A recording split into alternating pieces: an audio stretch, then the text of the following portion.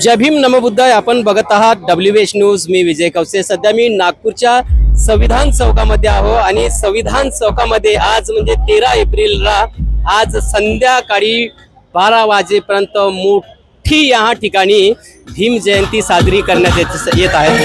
यासाठी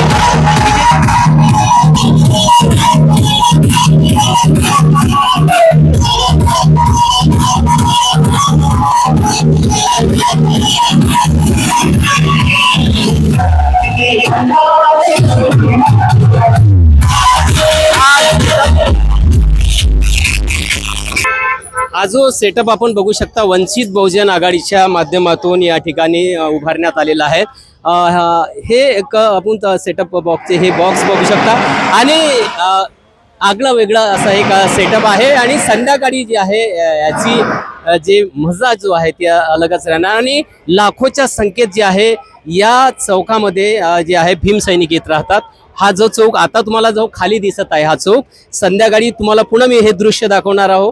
या चौकात लाखोच्या संख्येने जे आहे भीम सैनिक येत राहतात आणि हा संविधान चौक आहे. आणि बघू शकता तुम्ही माझ्यासोबत जे आहे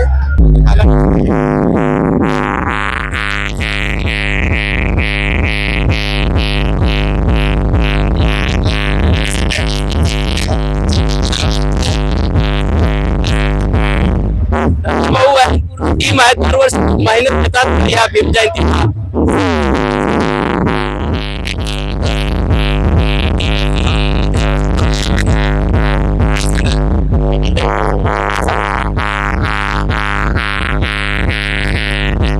पस्तीसवी जयंती आहे.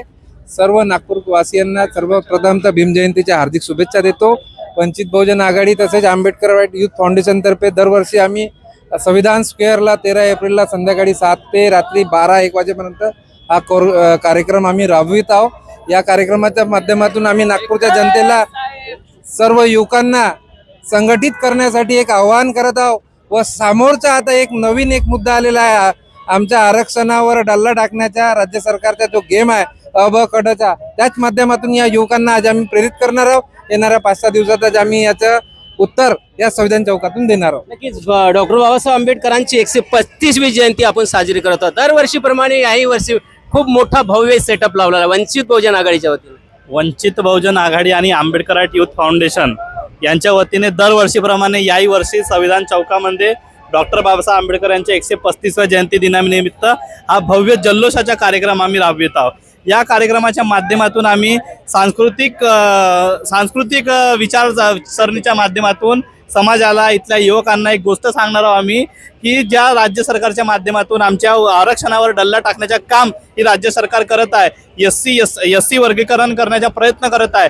त्याच्यासाठी आम्ही एक ईमेल राज्य सरकारचा ईमेल देणार आहोत आणि ईमेलमध्ये तुम्ही आपल्या हरकती नोंदवा आणि राज्य सरकारला संपूर्ण समाजाने ईमेलद्वारे कळवा जेणेकरून हा मुद्दा आणि संविधान चौकामध्ये दरवर्षीप्रमाणे खूप जल्लोषाचा कार्यक्रम डॉक्टर बाबासाहेब आंबेडकर जयंती निमित्त होतो आणि इथे रात्री 12-1 वाजेपर्यंत हा उत्साह युवकांमध्ये सर्व समाज माध्यमांमध्ये राहतो.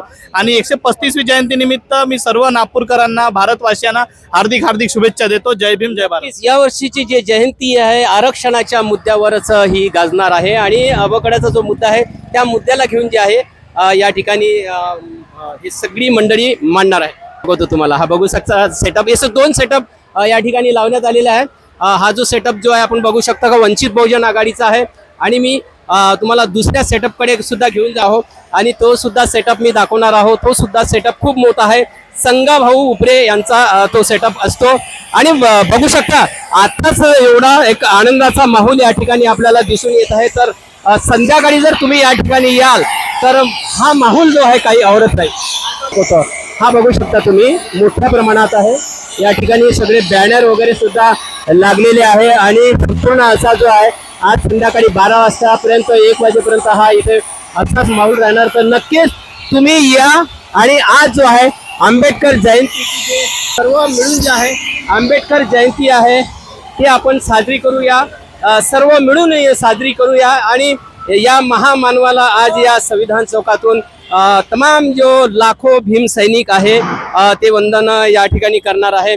आणि WH न्यूज कडून सुद्धा या नागपूरच्या संविधान चौकामधून जे आहे महामानव परमपूज्य क्रांतीसूर्य डॉक्टर बाबासाहेब आंबेडकर यांच्या 135व्या जयंतीनिमित्त तमाम देशवासियांना या ठिकाणी मी शुभेच्छा देतो भीम जयंतीच्या.